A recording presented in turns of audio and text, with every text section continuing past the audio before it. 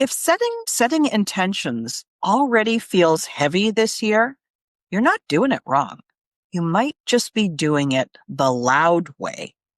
If you're a coach who knows you're capable of more, but somehow you feel stuck getting ahead, then this episode is for you. Hey, I'm Candy Motzek, your host of She Coaches Coaches. And guess what? We're here in January. January has got a really particular kind of energy. It's full of declarations and resolutions and BHAGs, bold promises about who you're going to be by next December.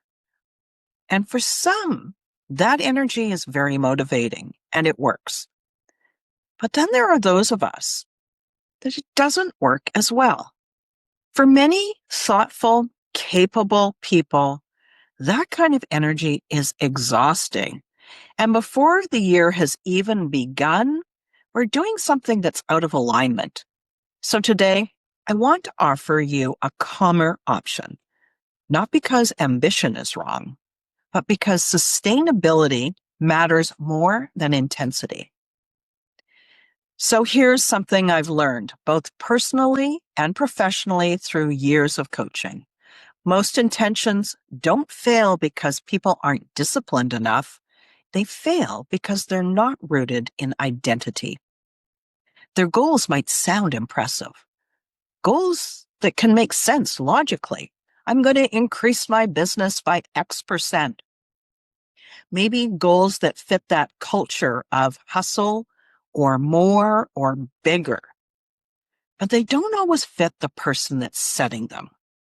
And when an intention isn't aligned with who you're becoming, it's going to need constant effort to maintain it. And eventually, that becomes exhausting.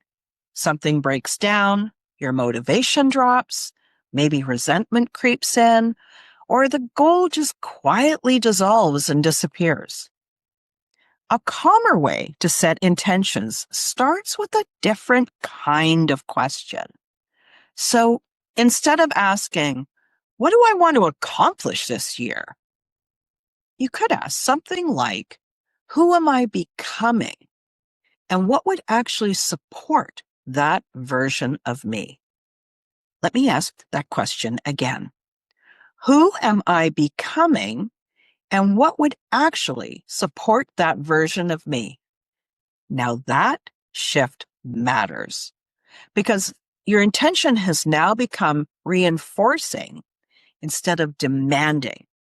It's more about quality and less about hustle. It becomes something that you return to, not something that you're chasing that's outside of you.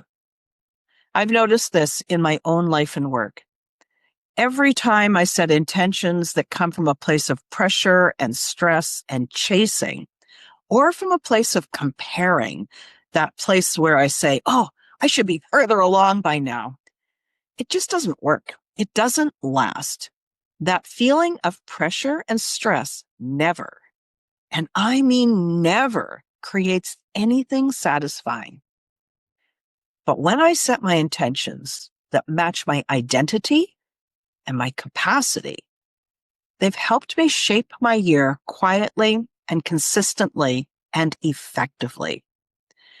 And I'm not talking about settling or that being happy with what you have.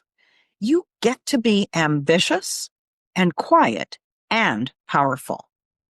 So even though you didn't always look dramatic on the outside, maybe that goal doesn't look like some big prize.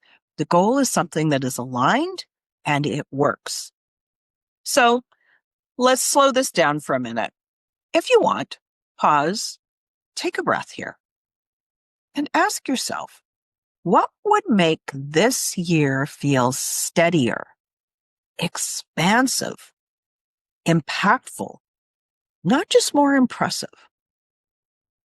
You don't need to turn that answer into a plan. You can just sit with the answers that you're getting. Just let them exist. Now, very often, that is exactly where the intention that actually lasts is hiding. Here is a simple goal-setting framework that might work for you.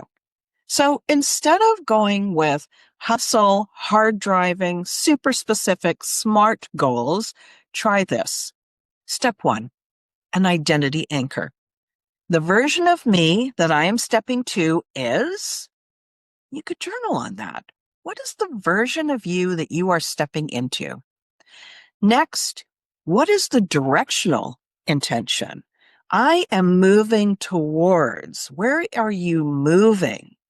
As opposed to only being satisfied with that end goal. Allow that journey to be the growth and the goal. Then, aligned actions. The next small, honest, and inspired action that feels right is. Notice this. Notice that wording. It's inspired action. It's honest action. It's small action. And then take that action. And finally, environmental support. What are the spaces, the people, the rhythm, the rituals that support this change in me? This is a completely different way of looking at goals. And I would encourage you to listen again to this episode if you find that your past history with goals feels like excitement and hustle, but then you've just forgotten what your goal was about and you're really not making progress after a couple of weeks. Maybe come back here and try it this way. If you're listening and this episode resonated with you and you're curious about what it might be like to work together, I'd invite you to book an introductory call with me. This first conversation is simply a chance for us to get to know each other. I'll learn more about you, your goals, and where you might be feeling stuck or uncertain, and you'll get a feel for how I work. This is not a coaching session, and there's no pressure or expectation to move forward. If, after that conversation, I believe I can genuinely help you, I'll invite you to a second call where we can talk more specifically about working together. You'll find the link to book that first conversation in the show notes. And if this episode helped you, subscribe to the podcast so these conversations continue to reach you each week. I appreciate you listening, and I'd be grateful if you shared it with someone that you know would benefit from hearing it. I'll be back to speak to you again on the next episode.